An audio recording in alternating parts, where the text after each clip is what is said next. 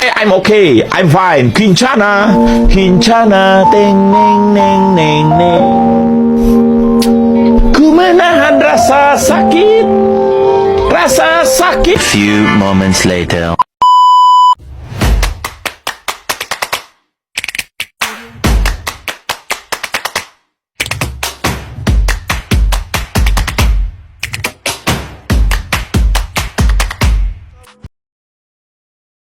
Yang pertama ada pengertian perencanaan kapasitas adalah proses menentukan jumlah sumber daya yang diperlukan untuk memenuhi permintaan layanan.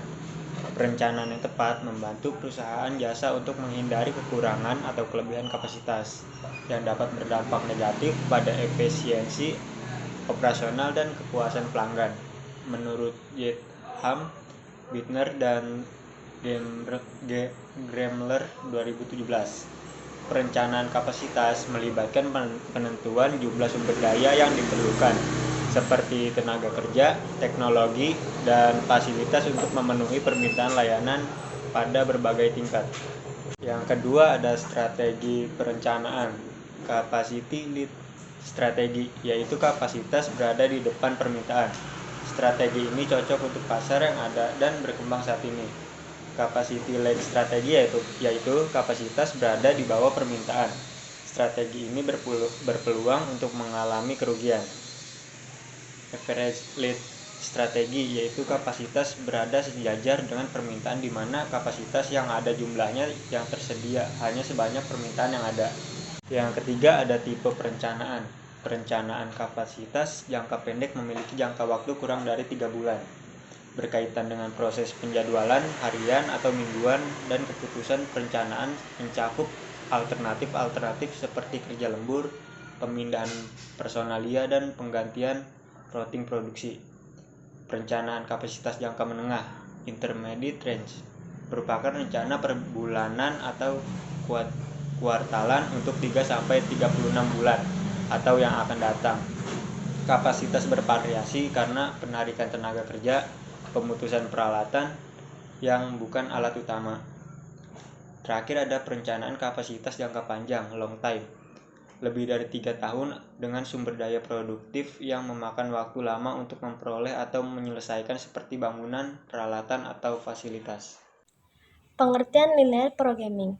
Linear programming atau LP, teknik perhitungan yang didesain untuk membantu manajer operasional dalam membuat rencana dan keputusan yang dibutuhkan untuk mengalokasi sumber daya. Salah satu contoh penggunaan alat ini yang sering diterapkan oleh kepolisian, yaitu pengalokasian seberapa banyak unit polisi yang berpatroli di suatu daerah berdasarkan tingkat kasus kejahatan yang terjadi di daerah tersebut. Contohnya di perusahaan. Linear programming merupakan suatu model umum yang dapat digunakan dalam pengalokasian sumber-sumber yang terbatas secara optimal. Bentuk umum linear programming sebagai berikut. Fungsi tujuan, maksimumkan atau minimumkan. Lebih dari sama dengan C1 kali 1 ditambah C2 kali 2 ditambah titik-titik ditambah Cn kali N. Sumber daya yang membatasi A11 dikali 1 ditambah A12 kali 2 ditambah titik-titik ditambah A1 N dikali N. Sama dengan kurang dari atau lebih dari B1.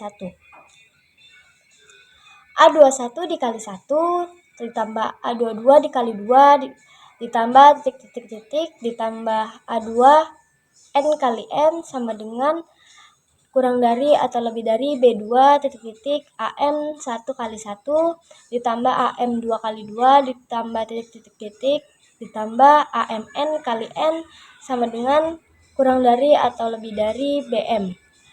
N1 X1, X2 titik-titik XN lebih dari 0.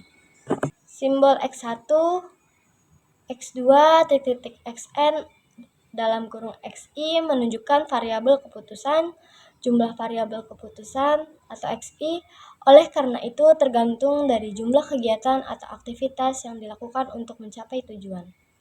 Simbol C1, C2 sama dengan simbol C1, C2 titik Cn simbol X1, X2 xn atau xi menunjukkan variabel keputusan. Jumlah variabel keputusan xi oleh karena itu tergantung dari jumlah kegiatan atau aktivitas yang dilakukan untuk mencapai tujuan. Simbol C1, C2, Cn merupakan kontribusi masing-masing variabel keputusan terhadap tujuan. Disebut juga koefisien fungsi tujuan pada model matematikanya.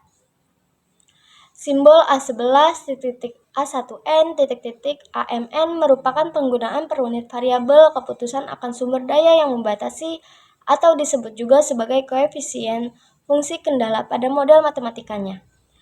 Simbol B1, B2, BM menunjukkan jumlah masing-masing sumber daya yang ada. Jumlah fungsi kendala akan tergantung dari banyaknya sumber daya yang terbatas.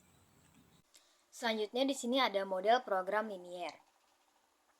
Banyak manajemen operasional berusaha untuk membuat penggunaan sumber daya perusahaan yang paling efektif. Sumber daya yang dimaksud mencangkup mesin, tenaga kerja, uang, waktu, dan bahan bakar. Sumber daya tersebut mungkin saja digunakan untuk memproduksi sebuah produk ataupun jasa. Hal-hal yang diperlukan dalam masalah program linier yang pertama. Masalah program linier adalah memaksimalkan atau meminimalkan beberapa kuantitas. Hal ini disebut objective function dan masalah. PL mayoritas objek dari perusahaan tertentu adalah memaksimalkan keuntungan dalam jangka panjang. Di dalam kasus pengangkutan sistem distribusi, objek adalah biaya minimalisasi biaya pengangkutan itu sendiri. Lalu yang kedua ada constraints atau membatasi tingkatan untuk mengejar target. Lalu yang ketiga, harus ada kumpulan tindakan alternatif. Tujuan dan constraints di dalam masalah program linier harus ditampilkan dalam jangka linear equations atau inequalities. Selanjutnya ada asumsi linear programming. Yang pertama linearity, yaitu fungsi objektif dan kendala harusnya merupakan fungsi linear dan variabel keputusan. Tingkat pengubah atau kemiringan hubungan fungsional adalah konstan. Yang kedua ada divisibility, yaitu solusi tidak harus bilangan bulat atau bilangan pecahan. Dengan demikian, variabel keputusan merupakan variabel kontinu sebagai lawan variabel diskrit atau bilangan bulat. Yang ketiga, ada deterministik, yaitu mencerminkan kondisi masa depan maupun sekarang, dan keadaan masa depan sangat sulit untuk diketahui. Yang keempat, ada homogeneity, yaitu memiliki arti sumber daya yang digunakan dalam proses harus sama. Yang kelima, ada non-negativity, yaitu nilai variabel keputusan harus kurang dari 0. Yang keenam, semua konstanta CJ, AJ, BJ diasumsikan memiliki nilai yang pasti.